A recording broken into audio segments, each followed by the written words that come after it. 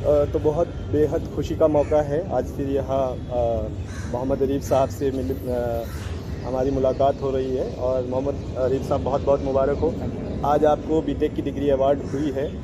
ये हम सब के लिए बहुत खुशी का मौका है। और मोहम्मद अरीफ साहब जो हैं वो अरीफ अहमद साहब मुजफ्फरनगर खतौली से बिलोंग करते हैं और इन्होंने अपना 10th एंड 12th खतौली से ही पास आउट किया है और जामिया मिलिया इस्लामिया से इन्होंने बीटेक की डिग्री ली है। और अभी ये इसरो चंद्रयान मिशन 3 में बहुत इम्पोर्टेंट रोल रहा है अरीफ साहब का। मैंने कई इनके इंटरव्यूज़ भी देखे हैं। तो आइए पूछते हैं अरीफ साहब से कि उन्होंने किस तरह से पढ़ाई की है और इतनी ऊंचाइयों पे पहुंचने के लिए जो उनका ये जर्नी रही है उसमें उन्होंने किस तरह से मेहनत की है। तो अरीफ साहब बहुत बहुत मुबारक हो। Thank you. बहुत बहुत मुबारक हो और बड़ी कामयाबी के लिए। आपने बहुत अच्छा, आपका नाम मैंने टीवी पे देखा था। जी जी, शुक्रिया। और आज जब मुझे पता चला कि जामिया में कन्वोकेशन है और आप डिग्री लेने आए हैं तो मैं दौड़ा चला आया कि चलिए मैं मिलता हूँ अरीफ साहब से। तो अरीफ साहब किस तरह से अपनी थोड़ी सी एजुकेशन जर्नी के बारे में बताइए। एजुकेशन जर्नी मेरी बेसिक जो स्कूलिंग है क्लास 10th एंड 12th मैंने खतौली से ही करी है। I am from golden art academy, English medium school है। और उसके बाद मैंने काफ़ी सारे एंट्रेंस एग्ज़ाम दिए हैं। हालांकि कोशिश मैं उस टाइम पर आईटी ही कर रहा था कि आईटी में एडमिशन लेंगे, बट मतलब उस टाइम पर नहीं हो पाया था इसका। अच्छा। आईटी का नहीं हो फिर पाया आपने था। जामिया में आपका जामिया के लिए अल्हम्दुलिल्लाह कॉल आ गया था। तो रिटर्न एग्ज़ाम जामिया उस टाइम पर अलग से कराता था एग्ज़ाम। अब जामिया अभी जेईई मेन से ले रहा है। अच्छा। तो आप उस टाइम पर जामिया अलग से एग्ज़ाम होता था। तो अरीफ साहब ये बताइए, आजकल जैसे आपने मुजफ्फरनगर के कस्बे खतौली से पढ़ाई करके और अभी आप इसरो में साइंटिस्ट हैं, ये बहुत बड़ी कामयाबी है, बहुत बड़ी सफलता है। और उन सब बच्चों के लिए बहुत बड़ा मोटिवेटिंग मैसेज है जो बच्चे वहाँ पे मुजफ्फरनगर, सहारनपुर या अपने एरिया उस जगहों पे तैयारी कर रहे हैं बीटेक का या साइंटिस्ट बनने का सपना देख रहे हैं। उनके लिए बहुत अच्छा एग्जाम्पल आपने सेट किया है कि आप कहीं से भी पढ़ाई करते हो, अगर आपने अच्छे से पढ़ाई की है, अच्छे से स्टडी की है तो आप कोई भी कम्पिटिटिव एग्जामिनेशन बीट कर सकते हैं। और आपने पहले जामिया मिलिया इंजीनियरिंग का कंपटीशन बीट किया, अच्छे से इंजीनियरिंग किया।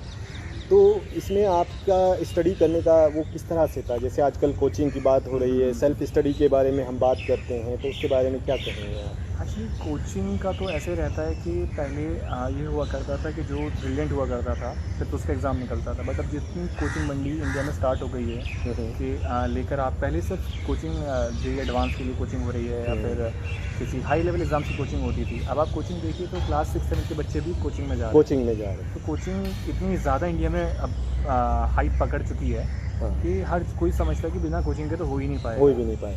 तो हालांकि कोचिंग से होता ये है कि आप थोड़ा आपको एक तो कोर्स का आइडिया लग जाता है कि कोर्स एग्जैक्टली है क्या, मुझे पढ़ना कि कहाँ से है। और दूसरा कोचिंग का फ़ायदा ये होता है कि उसमें एग्ज़ाम बीट करने की कुछ जो ट्रिक्स एंड टिप्स हैं वो लोग बता देते हैं। बाकी सेल्फ स्टडी के बारे में आपका क्या कहना है? सेल्फ स्टडी तो ऐसे समझिए जैसे किसी भी पढ़ाई की रीढ़ की हड्डी है। बिल्कुल। तो आप कोचिंग जाइए, आप लाखों रुपया खर्च करिए, आप इंडिया की बेस्ट कोचिंग से ले लीजिए, इंडिया के बेस्ट टीचर से पढ़ लीजिए, लेकिन जब तक आप खुद किताब उठाकर नहीं देखेंगे, खुद से क्वेश्चन ट्राई नहीं करेंगे, तब तक मैं नहीं मानता कि ये तो कॉम्पिटिटिव एग्ज़ाम तो बहुत बड़े हो गए, स्कूल एग्ज़ाम से नहीं निकल पाते हैं। बहुत अच्छा मैसेज, वही मैसेज जो हमें सभी अचीवर्स से, अभी तक हम जितने टॉपर्स से या अचीवर्स से मिले हैं, अरीफ साहब ने भी वही बताया है कि जो हमारी स्टडी है, पढ़ाई है, उसकी बैकबोन जो है वो सेल्फ स्टडी होती है। किसी भी एग्ज़ाम को बीट करना है, किसी भी एग्जामिनेशन में जो भी क्वेश्चंस आते हैं उस सब का आंसर हमारी बुक में होता है।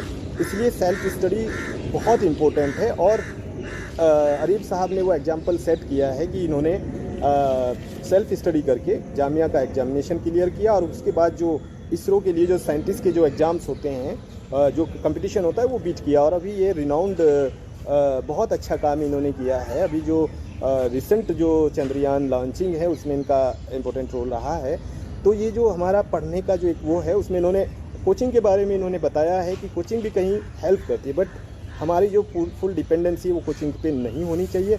जैसे कि अभी अरीफ साहब ने भी कहा कि छोटे छोटे बच्चे भी आजकल कोचिंग में जा रहे हैं और कोचिंग में अच्छा खासा पैसा माँ बाप को खर्च करना पड़ता है। इससे वो जो आज ये ट्रेंड है, ये उन माँ बाप के लिए, उन बच्चों के लिए थोड़ा मुश्किल हो जाता है जिनके पास रिसोर्सेज की अवेलेबिलिटी नहीं है, कमी है। तो ये एग्जाम्पल अभी इन्होंने फिर बताया है, ये सेट किया है अरीब साहब ने कि अपनी बुक्स को पढ़ के कंपटीशंस को बीट किया जा सकता है और किसी भी तरह के एग्ज़ाम को बीट किया जा सकता है। तो अरीब साहब, एक चीज़ और देखने को मिल रही है कि ऑफ़लाइन कोचिंग तो फिर भी बहुत महंगी है। अगर जैसे आपने बताया कि ये जो कोचिंग है थोड़ा सा उससे कम्पिटिटिव हमारे पास वो आती है, कम्पिटिटिवनेस बढ़ती है हमारी, और लेकिन ऑनलाइन ऑप्शंस भी ऐसे अवेलेबल हैं। जैसे अभी बहुत सारे ऑनलाइन पोर्टल, और वो बहुत सस्ते हैं। कोटा में अगर हम जाते हैं तो 10 लाख रुपए खर्च हो जाते हैं, और आजकल देखने को मिल रहा है कि काफ़ी प्रेशर स्टूडेंट्स पे आता है। लेकिन ऑनलाइन पोर्टल्स ने ये एक वो दिया है कि उसमें डेली टेस्ट, मॉक टेस्ट, इसके बारे में आपका क्या कहना है? देखिए, मैं अभी भी वही बात दोहराऊंगा कि कोचिंग आपके लिए कैटलिस्ट का काम करती है। कैटलिस्ट केमिकल इंजीनियरिंग वाले, केमिकल बैकग्राउंड से तो बच्चे अच्छे समझेंगे कि कैटलिस्ट काम क्या करता है, किसी की रिएक्शन के रेट को इंक्रीज़ कर देता है। जो रिएक्शन आपकी पर्टिकुलर टाइम में होनी थी, थोड़ा कट शॉर्ट हो जाती है। बट कैटलिस्ट के काम करने के लिए दोनों रिएक्टेंट्स की रिएक्टिविटी होना ज़रूरी है, बहुत ज़रूरी है। अगर वो दोनों आपस में रिएक्ट कर ही नहीं सकते तो आप कितना भी कैटलिस्ट डाल दीजिए, वो रिएक्शन नहीं होगी। फिर भी यही कहना है आरिफ साहब का कि आप फुल्ली कोचिंग डिपेंडेंट नहीं होना चाहिए। पहले आप अपनी बुक्स में फंडामेंटल्स को और जो बेसिक्स हैं उसको स्ट्रॉन्ग करें, बुक्स, अपनी किताबों को पढ़ के, और उन बुक्स में वो सारी चीज़ें अवेलेबल हैं, सारे मैसेजेस अवेलेबल हैं, सब कुछ है। अगर आप अच्छे से पढ़ते हैं तो उसके बाद कोचिंग का भी फ़ायदा होता है। जैसे अभी इन्होंने बताया कि कोचिंग एक कैटलिस्ट का काम करता है। अगर आपने अच्छे से बुक्स को पढ़ा है, अच्छे से अपने क्वेश्चंस को सॉल्व किया है, तो जो डिफ़िकल्ट प्रॉब्लम्स हैं, डिफ़िकल्ट टॉपिक्स हैं, उसमें आपके ट्यूटर्स से, कोचिंग से हेल्प मिल जाती है। और अभी वो स्टूडेंट्स जो रिमोट एरियाज़ में हैं या गांव में हैं, उनके लिए, या लड़कियां हैं, खासकर जो लड़कियां पढ़ाई कर रही हैं और बहुत अच्छा कर रही हैं, बहुत हर जगह से जो न्यूज़ आ रही हैं लड़कियां टॉप कर रही हैं, तो उनके लिए और अच्छा ऑप्शन जो है ये ऑनलाइन ऑप्शन भी है कि वो घर बैठे बैठे ऑनलाइन टेस्ट और मॉक टेस्ट के जो कम्पिटिटिवनेस है, जो एंट्रेंस डे का जो प्रिपरेशन होता है 3 घंटे का, या जो भी पेपर होते हैं हमारे उस कंपटीशन के, उसकी प्रैक्टिस कर सकते हैं। और उससे बड़ा फ़ायदा हो रहा है स्टूडेंट्स को, और देखने को भी मिल रहा है कि आजकल नीट और जेईई मेंस के एग्जामिनेशन में काफ़ी सक्सेस मिल रही है, और सभी जगह से न्यूज़ आ रही है। जी। तो ये तो रहा आपके पढ़ने का पैटर्न। उसके बाद की जो जर्नी है आपकी, इसरो, मतलब आपने जो जैसे कंपटीशन की जो और गवर्नमेंट जॉब की जो वो है, उसके लिए आपका क्या कहना है? जैसे आजकल ट्रेंड है इंजीनियरिंग करने के बाद लोग कैंपस की तरफ जाते हैं कि कैंपस प्लेसमेंट, बट आपने जो डिफरेंट लाइन चुनी और गवर्नमेंट एग्जामिनेशन को बीट किया और अच्छी इसरो में प्लेस होना, it's a very big thing, बहुत बड़ा अचीवमेंट है। बहुत उसके लिए फिर से मैं मुबारकबाद देता हूँ आपको। तो उसके बारे में प्लीज़ सबको बताइए। हाँ, देखिए, कॉलेज के बाद मेजर ऑप्शन तो कॉलेज प्लेसमेंट का रहता है कि हम college placement, and that is also very easy option. जिस कॉलेज से आप हैं उस कॉलेज से प्लेस हो जाते हैं, तो उससे आराम से मुझे नहीं लगता और कुछ और कोई ऑप्शन उससे बेटर रहेगा। बट ठीक है, जहाँ आपको कुछ बेटर चाहिए होता है वहाँ आपको रिस्क भी बड़ा लेना पड़ता है। तो कॉलेज प्लेसमेंट छोड़कर फिर गवर्नमेंट एग्जाम की प्रिपरेशन करना, इट्स अ बिग रिस्क। तो जहाँ पर सिर्फ हमको क्या दिखता है कि इससे क्या अचीव हो रहा है, उसके क्या कॉन्स हैं वो नहीं दिखते हैं कि उसमें क्या खामियां हैं। कि ड्रॉप करने के बाद देखिए, एक तो आपका उस टाइम पर आप जो प्राइवेट जॉब में जाकर अपना एक्सपीरियंस गेन कर सकते थे वो लॉस होता है। उसके बाद जो आप पैसा कमा सकते थे आपको वो फाइनेंशियल लॉस होता है।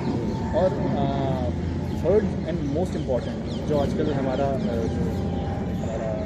ये माशरा है, इसको बहुत सीरियसली नहीं लेता है, जो इसके मेंटल इफेक्ट पड़ता है दिमाग पर। जब हम कंपेयर करते हैं कि हमारे सारे दोस्त जो कॉलेज में हमारे साथ थे और वो सब लोग पैसा कमा रहे हैं और मैं यहाँ बैठकर किताबें चाट रहा हूँ, तो इससे बहुत ज़्यादा दिमाग पर असर पड़ता है। तो हाँ, लोग ये देखते हैं कि आपका एक्सपीरियंस लॉस हुआ, आपका फाइनेंशियल लॉस हुआ, बट जो आपको मेंटल लॉस हो रहा है वो कोई नहीं देखता है। साइकोलॉजिकल जो इफेक्ट होते हैं बहुत ज़्यादा। राइट।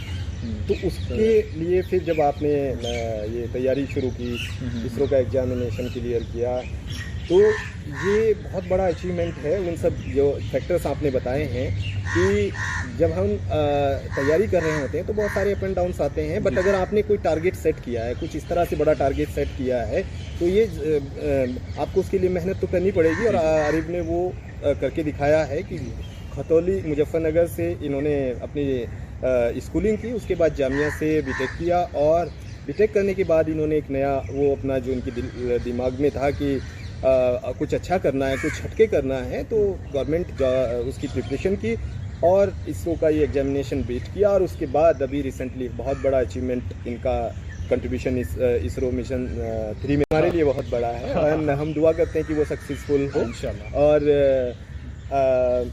इसके बाद जो ये जो एग्जामिनेशन है किस तरह से तैयारी करनी चाहिए जो बीटेक के स्टूडेंट्स हैं, या क्या कुछ ऐसी कोचिंग लेनी चाहिए या कुछ ऐसे एग्जामिनेशन चाहे कोई किसी जॉब के लिए हो, किसी कॉलेज के लिए हो या किसी स्कूल के लिए हो, किसी भी एग्ज़ाम को क्रैक करने का जो फंडा होता है वो उसके प्रीवियस ईयर क्वेश्चंस में होता है। अच्छा, तो जितना आपको कमांड होगी उसके प्रीवियस ईयर क्वेश्चन, क्योंकि प्रीवियस ईयर क्वेश्चन से होता है क्या, आपको एक पैटर्न पता लग जाता है कि इस एग्ज़ाम में देखिए जॉब के लिए PSUs का अलग एग्ज़ाम होता है, गेट का अलग एग्ज़ाम होता है, इसरो का अलग से एग्ज़ाम होता है, इसरो ICRB एग्ज़ाम लेता है, सबके अलग अलग एग्ज़ाम्स होते हैं और हर एग्ज़ाम की strategy, planning, syllabus, type of questions हर किसी एग्ज़ाम के अलग अलग होते हैं। सो हम एक एग्ज़ाम को पकड़ के कि मैं तो गेट की तैयारी कर रहा हूँ और फिर बाकी सब एग्ज़ाम से मेरे से हो ही जाएंगे, that is not the correct approach. मेरे से हो ही जाएंगे, that is not the correct approach. Approach is like you prepare for an exam, you see what is the previous year pattern, किस टाइप के क्वेश्चन पूछे जा रहे हैं उस पेपर में और उसी तरीके पर की तैयारी शुरू की जाए। देखिए आरिफ साहब का भी यही फीडबैक है, जो भी हमारे स्टूडेंट एरियाज़ में हो उनके लिए एक बहुत बड़ा एग्जाम्पल इन्होंने बताया कि जो हमारी एक्चुअल स्ट्रेंथ है, जो भी एक्चुअल नॉलेज है वो हमारी बुक्स में है, हमारी किताबों में है और हम किसी भी तरह का कोई भी एग्जामिनेशन का वो प्रिपेयर करें तो उसमें हमें रिवीजन और प्रैक्टिस का बहुत इम्पोर्टेंट रोल होता है और जो प्रीवियस ईयर पेपर्स हैं उसका बार बार उसको सॉल्व करके देखना। तो ये बहुत अच्छा फीडबैक हमें यहाँ से आरिफ साहब से मिला है कि किस तरह से पढ़ाई करनी है, किस तरह से अपनी बुक्स को पढ़ना है और कम्पिटिटिव एग्जामिनेशन की कैसे तैयारी करनी है और उस वक्त में जब आपके अप एंड डाउन्स होते हैं, जब आप तैयारी कर रहे होते हैं तो उसमें अपने टारगेट के लिए कैसे हौसला बनाए रखना है। तो ये सब पॉइंट्स जो हैं आप सभी स्टूडेंट्स को हम उम्मीद करते हैं कि ये उनको भी हेल्प करेंगे उनके कॉम्पिटिशन्स या एग्जामिनेशंस को बीट करने में और आपको भी बहुत बहुत मुबारक हो। Thank you very much for your feedback. Thank you.